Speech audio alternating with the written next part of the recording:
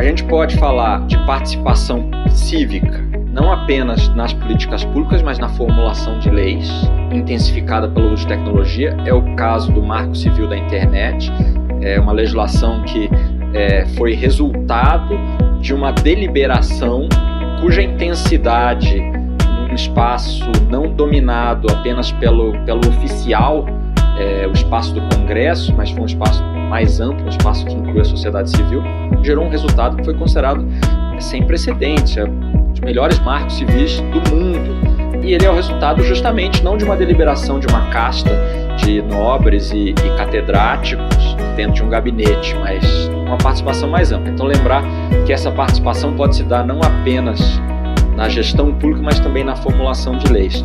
E a outra, que é o seguinte, quando a gente fala de participação do setor privado, eu acho que a gente tem que também distinguir duas categorias bem claras. O setor privado tem um conjunto de participantes organizados. Esses são participantes que sabem exatamente qual é o seu interesse, se associam e tem uma defesa clara desse interesse, é o antigo lobby, vamos chamar assim. E agora tem essa onda de que o lobby precisa ser formalizado, regulamentado, e é verdade, é evidente que precisa.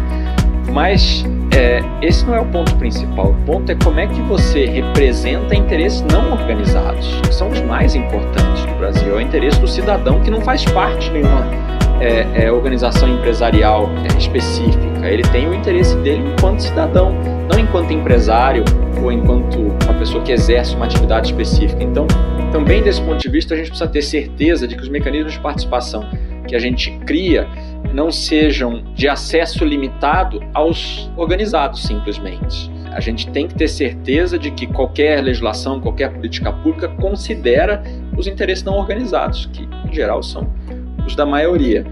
E mesmo entre os organizados, a gente também deveria fazer uma distinção entre os organizados que têm intuito de lucro e os organizados que não têm intuito de lucro.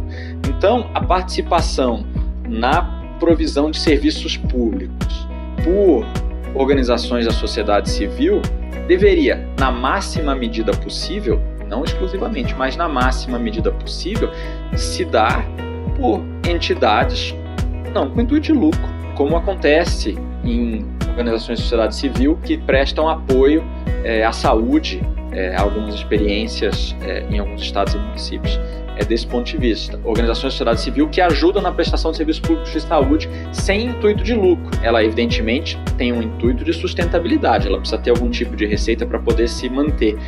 Mas aquela receita não vai depois para a maximização do bolso de alguém que controla aquela organização. O dinheiro gerado por aquela atividade é reinvestido na própria atividade. E eu acho que isso também deveria ser incentivado do ponto de vista de participação da sociedade civil. Não apenas a privada empresarial, mas, sobretudo, a privada não empresarial.